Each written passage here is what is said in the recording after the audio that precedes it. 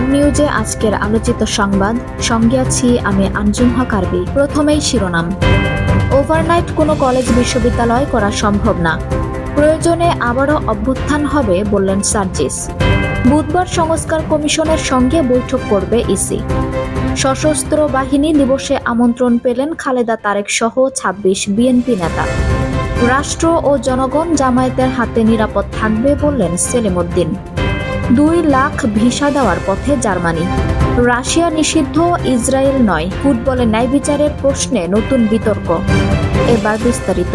আইন উপদেষ্টা অধ্যাপক ডক্টর আসিফ নজরুল বলেছেন, ওভারনাইট কোনো কলেজকে বিশ্ববিদ্যালয় করা সম্ভব নয়, এটি একটি অযৌক্তিক দাবি। মঙ্গলবার ১৯ নভেম্বর সচিবালয়ে সাংবাদিকদের এক প্রশ্নের জবাবে তিনি এসব কথা বলেন। আইন উপদেষ্টা এ সময় সাধারণ মানুষকে জিম্মি করে আন্দোলন না করার পরামর্শ দিলেন আসিফ নজরুল। সম্প্রতি ভারতীয় সংবাদ মাধ্যম দ্য হিন্দুকে দেওয়া এক সাক্ষাৎকারে আওয়ামী লীগ নির্বাচনে অংশ নিতে পারবে কিনা এমন প্রশ্নের জবাবে অন্তর্বর্তী সরকারের প্রধান উপদেষ্টা ডক্টর মোহাম্মদ ইউনূস বলেছেন, আমরা রাজনৈতিক দল সম্পর্কে সিদ্ধান্ত নিতে চাইনি এবং বিএনপি বলেছে সব রাজনৈতিক দলকে নির্বাচনে প্রতিদ্বন্দ্বিতা করতে হবে। এ বক্তব্যের পরই শুরু হয় আলোচনা সমালোচনা। এবার বিষয়টি নিয়ে ফেসবুকে পোস্ট করেছেন বৈষম্য বিরোধী ছাত্র আন্দোলনের সমন্বয়ক সার্জিস আলম। পোস্টে তিনি বলেন, গণহত্যার বিচারের পূর্বে আওয়ামী লীগকে কোনো নির্বাচনে অংশগ্রহণ করতে দিব না, প্রয়োজনে দ্বিতীয় অভ্যুত্থান হবে।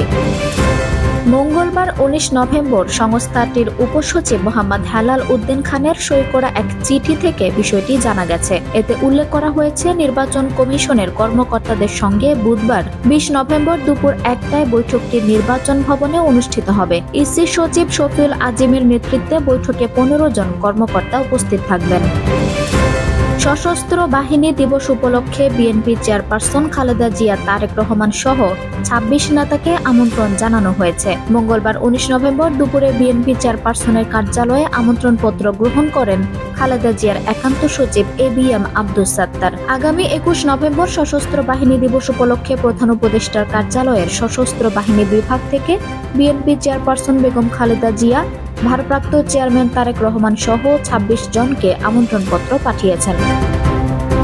বাংলাদেশ জামায়াতে ইসলামীর নেতৃত্বে দেশ উন্নত ও সমৃদ্ধ হবে উল্লেখ করে দলের কেন্দ্রীয় নির্বাহী পরিষদ সদস্য ও ঢাকা মহানগরী উত্তরের আমির মোহাম্মদ সেলিম উদ্দিন বলেছেন, রাষ্ট্রীয় ক্ষমতা আমাদের হাতে আসলে জনগণ ও রাষ্ট্র নিরাপদ থাকবে। জার্মানি চলতি বছর দক্ষ চাকরি প্রার্থীদের প্রায় ২ লাখ ভিসা দেওয়ার পথে এগিয়ে যাচ্ছে। এই সংখ্যা গত বছরের তুলনায় ১০% বেশি। রোববার এক বিবৃতিতে এসব জানানো হয়। অভিবাসন আইন সহজ করায় এই বৃদ্ধি বলে সংশ্লিষ্টরা জানিয়েছেন। রাশিয়ার ফুটবল দল এবং তাদের জাতীয় দলের উপর আন্তর্জাতিক নিষেধাজ্ঞা নিয়ে আলোচনা তুঙ্গে। ফিফা এবং উয়েফা রাশিয়াকে আন্তর্জাতিক ফুটবল প্রতিযোগিতা থেকে নিষিদ্ধ রাখার সিদ্ধান্ত অব্যাহত রেখেছে। সম্প্রতি নিশ্চিত করা হয়েছে যে রাশিয়া ২০২৬ সালের বিশ্বকাপে অংশ নিতে পারবে না। রাশিয়ার এ নিষেধাজ্ঞার বিপরীতে ইসরায়েলের পরিস্থিতি বেশ ভিন্ন। গাজায় ইসরায়েলের নির্মম আগ্রাসনের পরও আন্তর্জাতিক ক্রীড়া সংগঠনগুলো ইসরায়েলি দল ও খেলোয়াড়দের উপর কোনো নিষেধাজ্ঞা আরোপ করেনি, এমনকি একটি নিন্দা বার্তাও প্রকাশ করেনি। এই বৈষম্যমূলক অবস্থান ক্রীড়া জগতে ন্যায় বিচারের প্রশ্ন তুলেছে। আঞ্জুম হক আরবি, টাইম নিউজ ডেস্ক।